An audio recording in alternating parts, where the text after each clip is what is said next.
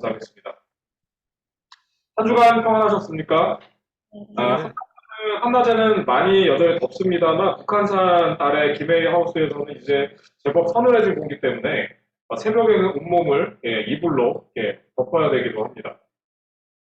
홍콩을 강타하고 있는 139년 만의 대홍수, 그리고 3년에 한 번꼴로 나타나는 것이 올해는 벌써 2개나 발생했다는 카테고리 5의 허리케인. 참고적으로 카테고리 5는 허리케인의 가장 위험 단계 중에 가장 최상 단계를 말합니다. 그리고 아까 기호 중에 조이님께서도 말씀 주셨습니다만, 제가 어제 낮에 확인했던 때는 약 1000여 명의 사망자였는데, 하루 만에 많이 더 늘어난 것 같기도 합니다. 굉장히 많은 생명들을 한순간에 앗아간 모로코 지진에 이르기까지 이제 이 같은 기후재앙이 익숙해질 정도로 그 발생 빈도가 굉장히 높아지고 있습니다. 아까 역시나 또 조인이 말씀하셨지만 우리는 위도와 여러 가지 지리적 특성상 이 한반도가 지금 이렇게 전 지구적인 지구적 어떤 그 재해에 사실은 좀 덜, 그나마 덜 피해를 입는 지역 중에 하나여서 우리는 이게 되게 강원도 불구경 같은 느낌으로 다가올 때가 많이 있습니다만, 이건 정말 비상한 관심을 가지고 우리가 느끼고 있어야 되지 않을까 싶습니다. 우리 퍽교회는 창조절 기간 동안 실천할 수 있는 주제들을 매주 선정하고 있습니다. 지난주는 플라스틱 줄이는 주였는데요. 여러분들은 어떤 실천을 해보셨는지 궁금합니다. 혹시 어떤 실천을 좀 해보신 걸 나누어 주실 분이 계신가요? 일상이 그래서 합니다. 네. 조이님께서는 나는 일상에서 플라스틱을 줄이는 삶을 살고 있기 때문에 별로 남을 게 없다. 네, 짜증납니다. 알겠고요. 그런 삶을 계속 해주고 계셔서 감사합니다. 저는 거추장스러워서 자주 부고집을 나서고 하는 텀블러를 최근 들어서 이렇게 매일 챙겨가는 것을 생활하고 있습니다. 이것을 통해서 지난주에 저는 회의나 강의에서 저에게 제공되는 플라스틱 물병 4개와 그리고 플라스틱 빨대 2개 그리고 종이컵 1개를 사용하지 않을 수 있었습니다. 별것 아닐 수도 있지만 이렇게 1년이 쌓이면 제법 상당한 양의 플라스틱 사용을 줄일 수 있겠다는 희망으로 앞으로도 계속 실천해 보려고 합니다. 교회에서 반복해서 전하는 공지사항에 대해서 간혹 나는 전혀 몰랐다 라는 말씀을 주시는 분들이 더러더러 계신데요. 창조절 동안 제안하는 이 실천사항들에 대해서 우리 주중 단 한 번이라도 떠올리고 시행해 볼 수 있기를. 그래서 우리가 아까 계속 얘기하고 이런 기후재앙에 대하여 우리도 일정 부분에 내 스스로도 일정 부분의 책임이 있음을 기억하시며 조금이라도 돌이키는 삶을 우리의 삶의 자리에서 실천해 보실 수 있기를 정중히 요청드립니다. 낮과 밤의 기온차가 이제는 10도를 넘어갑니다. 아무쪼록 여러분 모두와 그리고 연대하는 이웃들의 몸과 마음에 한대 평화가 깃들길 기도합니다. 지난주 청소년 관련 활동가들을 모두 경악에 빠뜨리는 정부의 발표가 있었는데요. 그것은 2024년도 내년 여성가족부 청소년 예산 대부분에 대한 삭감이었습니다. 모두가 알고 계시듯 대한민국의 주무부서 중 청소년 관련 업무를 총괄하는 곳은 여성가족부입니다. 말도 많고 탈도 많았던 잼버리 대회에 대해 여가부 장관이 욕을 먹는 것은 바로 이 이유 때문입니다. 이 여가부의 2023년 금년 예산 대비 청소년 활동 지원, 청소년 정책 참여 지원, 청소년 국제교류 지원 예산 전액 삭감, 방과 후 활동 지원 및 사회 안전망 구축 예산 삭감.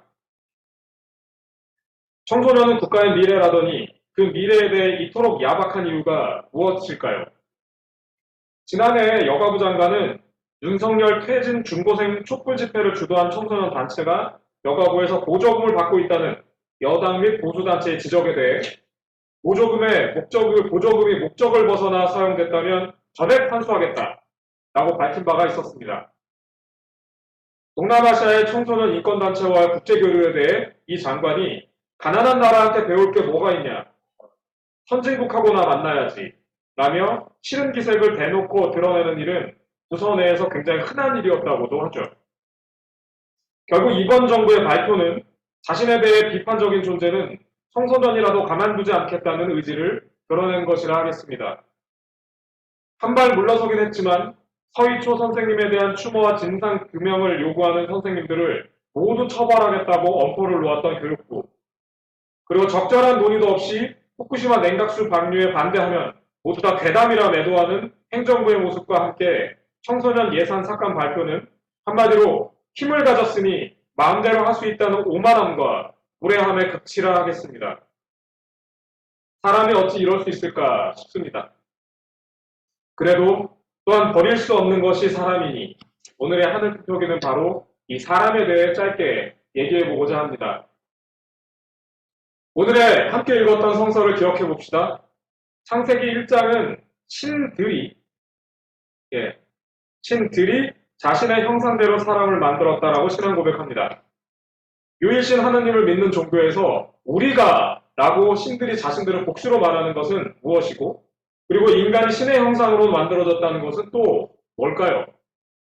이 구절은 역사상 수많은 사람들의 상상력과 학문적 욕구를 자아냈고 또 많은 견해가 쏟아졌습니다. 일단 우리말에 여러분 이런 말 있지 않습니까?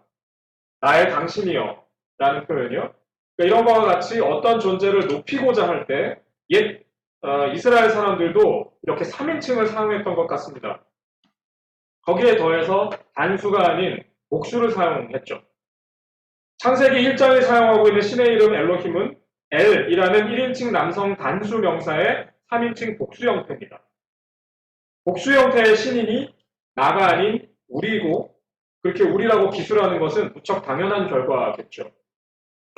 종교학적으로는 다신교적 기반을 가졌던 주변 강대국의 창조설화를 차용하는 과정에서 나타났던 어떤 일종의 흔적으로 보기도 합니다.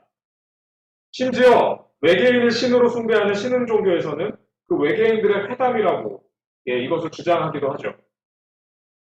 형상을 닮았다는 구절 역시 다양하게 해석되어 왔습니다.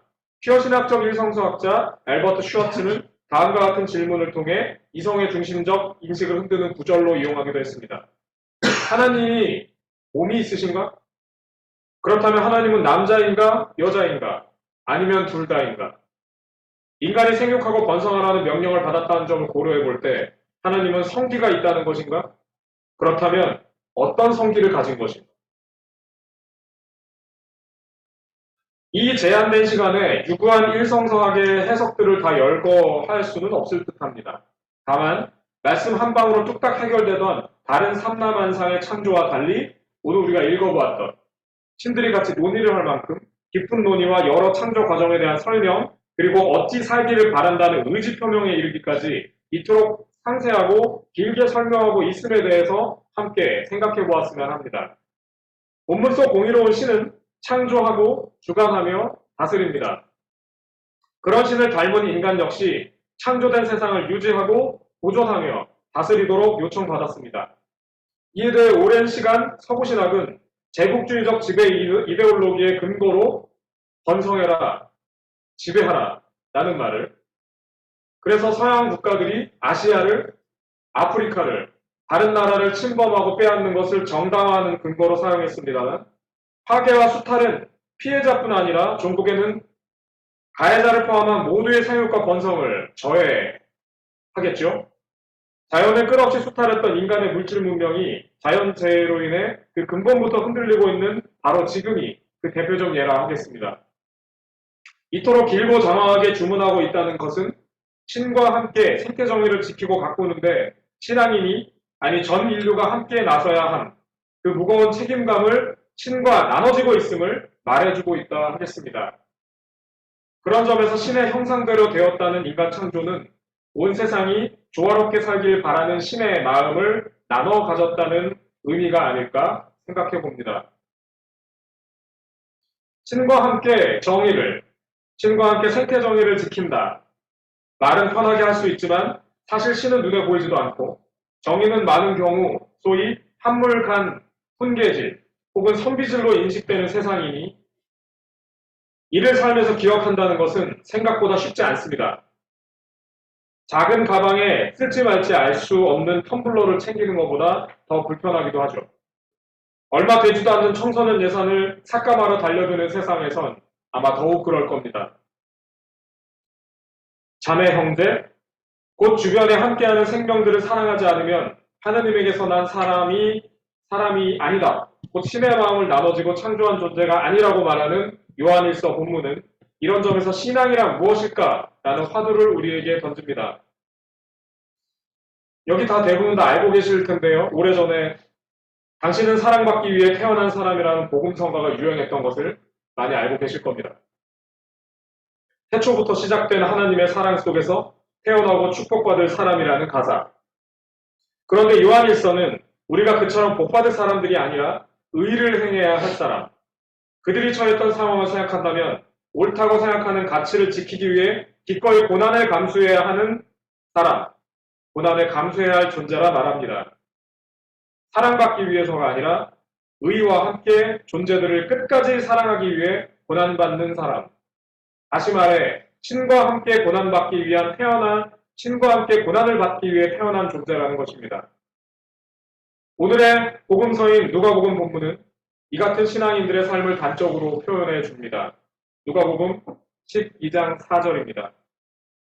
내 친구인 너희에게 말한다. 육신은 죽여도 그 다음에는 더 이상 아무것도 할 수 없는 자들을 두려워하지 말라.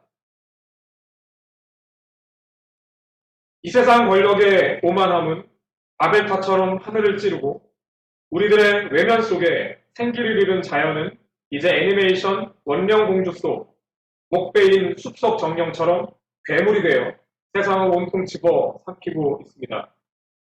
하지만 사랑하는 여러분, 우리는 하나님의 마음을 나눠 가진 이들이니 우리의 마음에 닿아 있는 그 분의 응원과 격려의 그 세미한 음성을 삶 속에서 느끼며 할 수 있는 것들을 해 나갔으면 합니다. 그것의 경중과 크고 작음은 중요하지 않습니다. 관건은 우리가 하고 있는가, 실천하고 있는가일 것입니다.